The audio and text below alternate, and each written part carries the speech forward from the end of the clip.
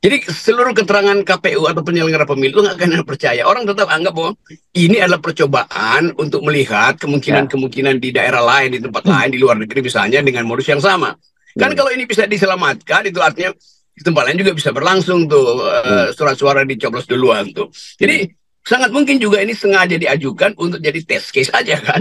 Nah, Hmm. kebetulan publik berhasil lebih cepat. Jadi ya itu sebagai basa-basi. Ya ini bukan ini kesalahan bukan kesengajaan, tapi ini ketidaksengajaan yang sifatnya administratif. Jadi hal-hal begituan yang bikin publik merasa, iya yang lu sebut administratif, itu adalah percobaan yang gagal sebetulnya. Iya, iya.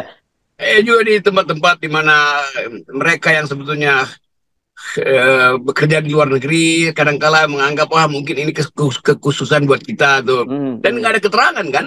Jadi Ya. mereka yang jauh dari pusat kontrol etika publik itu merasa itu biasa aja tuh. Nah, untung aja ada aja orang yang merasa ini ada yang nggak benar nih. Demikian juga mungkin akan berlangsung di beberapa kedutaan kita tuh. Hal yang menyangkut TKI yang mungkin nanti dikasih iming-iming, udah Anda kerja aja tuh pada waktu hari Hmm. pencoblosan. Hmm. Ya Hmm. gampang tuh, nanti diatur lah kira-kira semua perencanaan buruk itu udah dibayangkan oleh publik.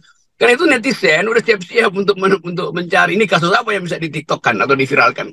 Iya, Jadi itu betul tadi bahwa mata publik itu udah kecurigaan publik dan semacam ya ketidakpercayaan itu yang menyebabkan semua orang itu pasang kuda-kuda itu atau pasang Hmm. sensor sensor batin bahkan. Hmm. Ya itu lucu tuh satu di mana tuh dalam seminggu ini saya ketemu Hmm. orang yang tiba-tiba tahan saya di bandara apa di Hmm. Hmm. mana itu karena saya pergi terus menerus. Terus Hmm. mereka bilang begini, Pak Rocky denger ya lagu pemilu tuh. Oke silahkan. Ya, ya, ya. Pemilihan umum telah menipu kita kan sampai di situ. Apa namanya tuh? Saya juga kaget tuh. Bagaimana kalian? Ya Pak ini nggak mungkin nih jujur kan. Hmm. Jadi kecemasan dan kejengkelan publik itu bahkan dipakai untuk mengolok-olok lagu pemilu itu kan. Itu Ya, ya. sebetulnya ya, mau kena deli apa enggak mereka tuh ya mereka merasa secara batinnya itu banyak penipuan kok. Hmm. Jadi sebetulnya sosiologi politik kita itu menangkap hal yang terbalik bahwa pemilu ini tidak akan diselenggarakan atas asas-asas adil, rahasia dan seterusnya itu.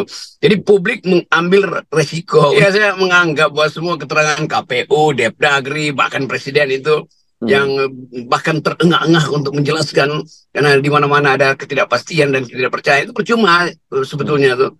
Jadi kita nggak tahu cara apa untuk memberi semacam rasa damai atau rasa nyaman atau rasa percaya pada publik bahwa mereka akan mencoblos di tempat yang tidak akan ada kecurangan tuh. Hmm. Jadi semua orang bersiap-siap justru untuk menerima kecurangan. Dan ini satu pemilu yang asal usulnya adalah kemaksiatan politik dari Pak Jokowi di KPK, di MK.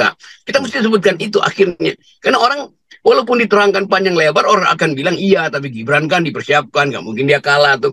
Jadi Hmm. apa namanya backmind itu jadi mainstream filosofi dari pemilu hari ini. Jadi mainstreamnya adalah akan ada kecurangan. Kenapa begitu? Karena dari awal seseorang sudah diajukan secara curang. Itu bagaimana bantahnya itu?